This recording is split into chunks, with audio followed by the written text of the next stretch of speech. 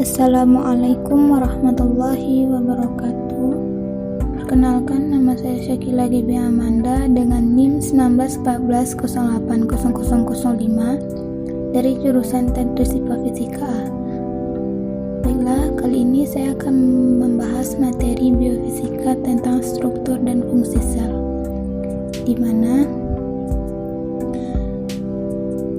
pengertian sel yang pertama yaitu sel berasal dari kata Latin cella yang berarti ruang kecil. Ukuran sel bermacam-macam, bentuk sel juga bermacam-macam. Meskipun ukuran sel sangat kecil, strukturnya sangat rumit dan masing-masing bagian sel memiliki fungsi khusus. Misalnya mitokondria yang terdapat di dalam sel berfungsi sebagai penghasil energi, sedangkan lisosom berfungsi sebagai pencernaan.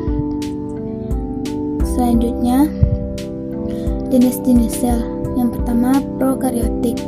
Prokariotik umumnya memiliki satu molekul DNA dan dengan struktur lingkar yang terkonsentrasi pada nukleoid.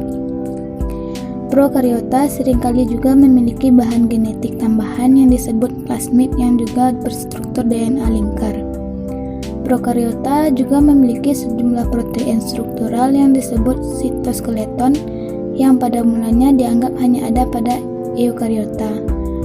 Prokariota skeleton tersebut meregulasi pembelahan sel dan berperan menentukan bentuk sel. Lanjut, kita masuk ke eukariota.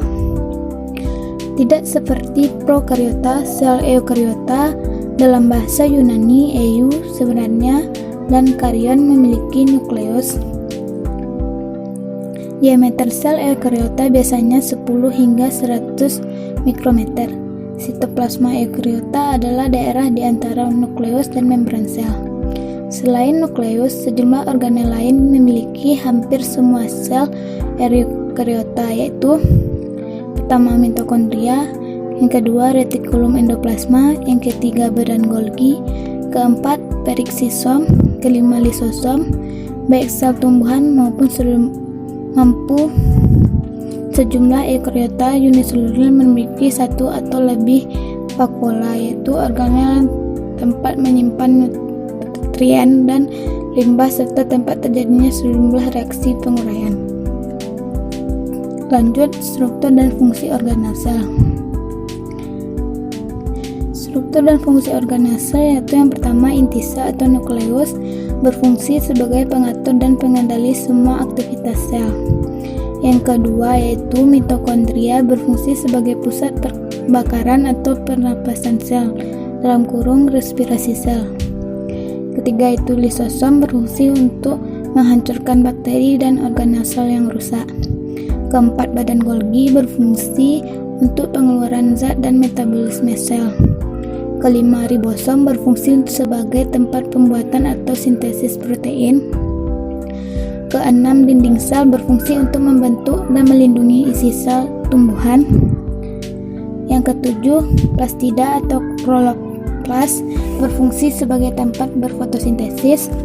Kedelapan, retikulum endoplasma berfungsi sebagai tempat pembuatan atau sintesis lemak, metabolisme karbohidrat dan penetralan atau detoksifikasi racun, transportasi sel dan sintesis protein.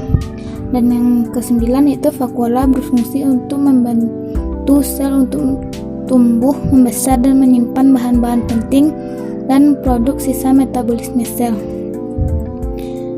Lanjut, yang terakhir yaitu ayat-ayat Al-Quran yang berkaitan dengan sel, yaitu yang pertama Quran Surat Yunus ayat 61, yang kedua Quran Surat Yasin ayat 36, yang ketiga Quran Surat An-Nahl ayat 8, dan yang terakhir itu Quran Surat Saba ayat 3.